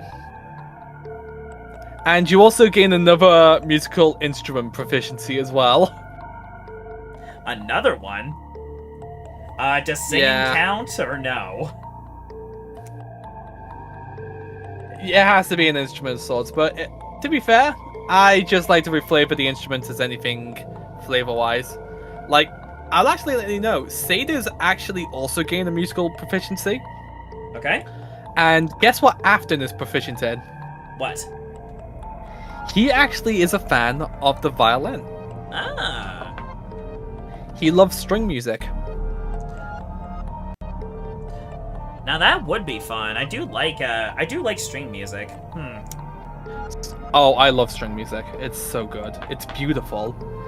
It catches onto your ears. Just is piano an option? Yeah, Though, to be fair, I feel like going around with a massive grand piano is definitely an interesting idea. Imagine my character can just randomly summon a big grand piano for no reason. I feel like, no, even funnier, imagine having to drag around the grand piano during a heist. I do find that more hilarious. See, I grew up playing Legend of Zelda Majora's Mask, and the Happy Mask Salesman just so happened to be able to summon a grand piano for no reason, other than to teach you the Song of Healing. So, honestly, I really like the idea of being able to just summon one. I mean, maybe that hammer allows itself to turn into a piano. Who knows? Now, there's an idea. Imagine it turns into an ocarina, too. It's like, I mean, to be fair, an ocarina is basically, it needs to be a hollow thing, so maybe the hammer holds itself out, turns its handle into the mouthpiece. I can play around with that idea. You're welcome. Thank you. But, how's your sheet looking now, since I think we've basically done everything outside of items. Yeah, I'm gonna leave the spells alone here and just let you do your thing on your end. Yeah, I think that's perfectly alright. So, equipment. And equipment, you basically gain starting equipment. So, I would say that you're starting out with bard stuff, correct?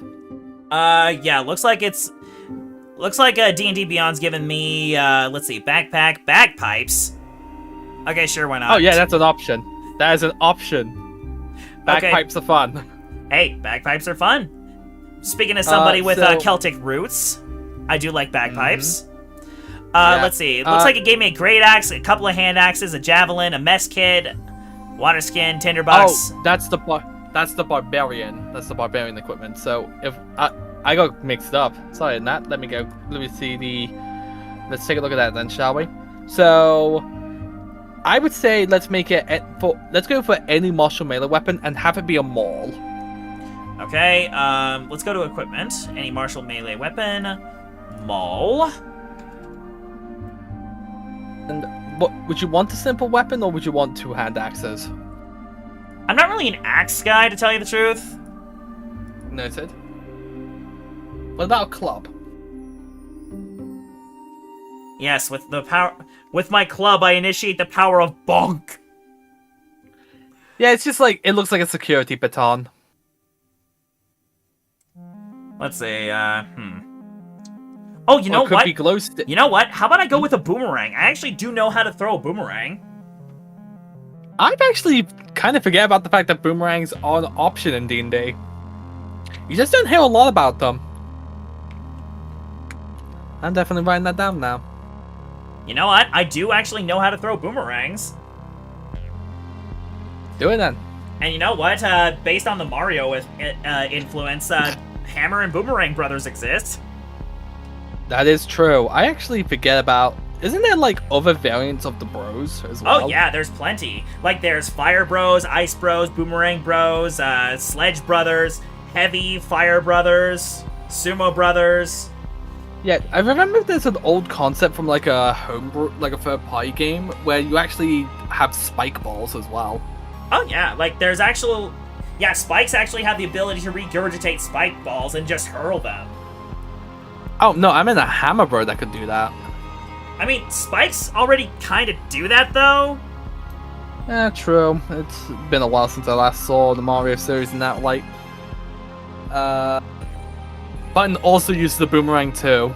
Oh yeah, that was his hunting tool back before he became a warlock. See, his whole story Does he still use it?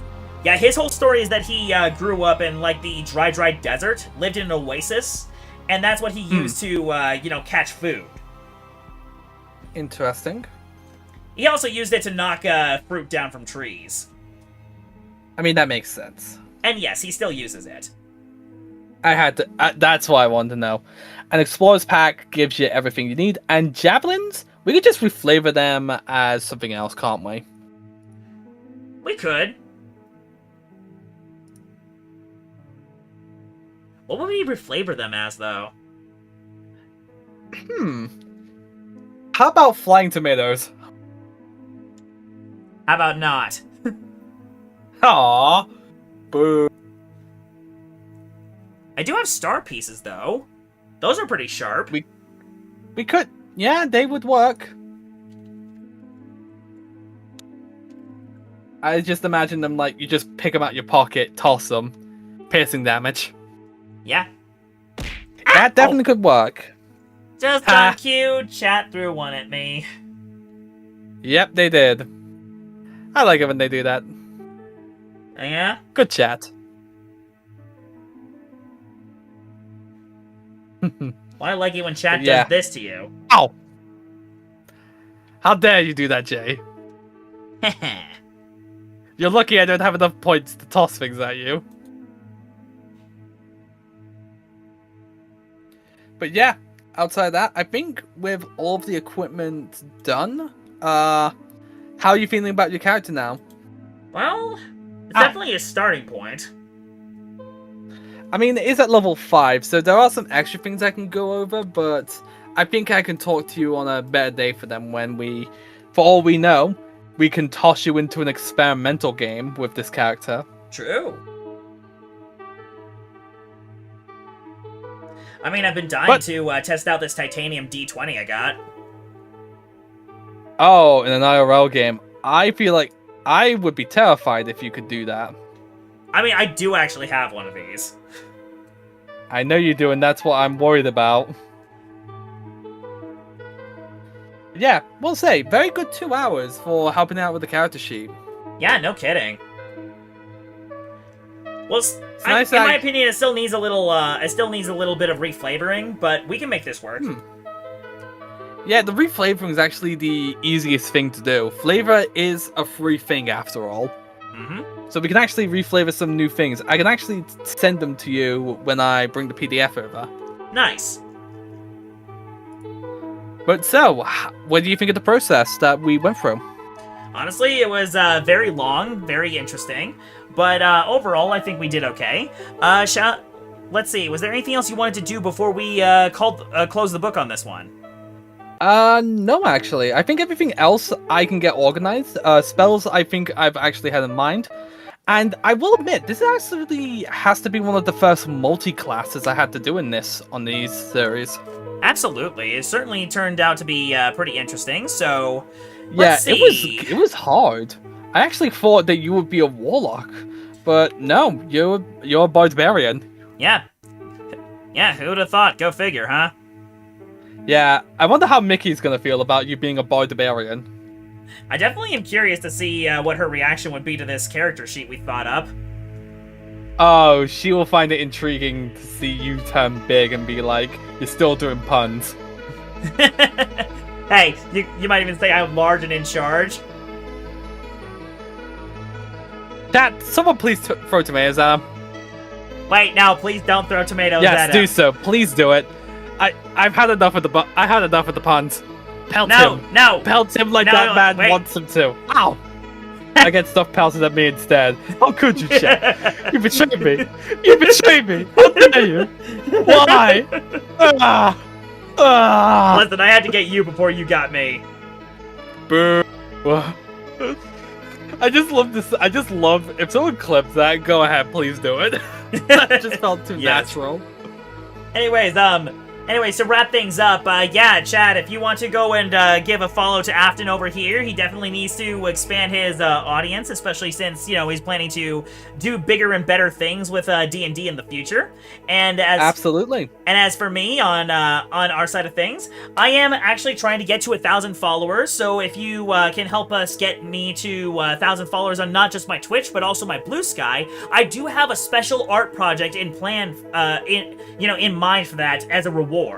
So, Ooh, yeah. a nice little incentive. I highly recommend you do so. Help this wonderful nerd out. He definitely owns all the absolute admiration. I'm just gonna say, there may or may not be an art raffle in mind. Just gonna point that out there.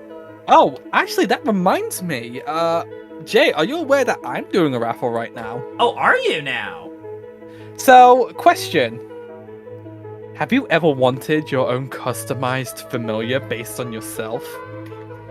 I would love one. I would love one. I would love one. I want one. Well, to let you know, it's on my Twitter and my Blue Sky, so if you follow the rules for that, well, you could have a chance to win one. Oh, well, Because, hey, to let you know- chat on the Wordplay Theater side, more incentive to go follow Afton, especially since he's gonna have that whole raffle going on. Yeah, it's gonna be on until the end of June. And to let you know, if you look at my screen, if you see that tiny adorable little creature, that is actually one of the familiars we have manifested. Ooh. And if you've checked one of our He's an adorable incentives little where guy. you... Yes, do you know he speaks as well? He speaks. He speaks. Yes! He definitely does. Hang on, let me just... Allow me to give him some orders. All right, I'm waiting. Targ, Actually, speak. Actually, no, I probably can't hear it on my side. Yeah. He just said you're a nerd. Pot calling the kettle black, huh? It was worth it. But yeah. Also, to let you know, if you do get the familiar as well too, it will actually be added into the rotation of the current redeem of tossed familiar attack. Well, Because at times, people could toss a familiar at me. true, I did see that. I did see that firsthand. Yes, it is wonderful. Anyways, But yeah, let's see. Was there anything else you wanted to go over before we call it a day? no, that's actually everything I wanted to go over with your character. Okay, in that case, do you mind if I initiated a raid?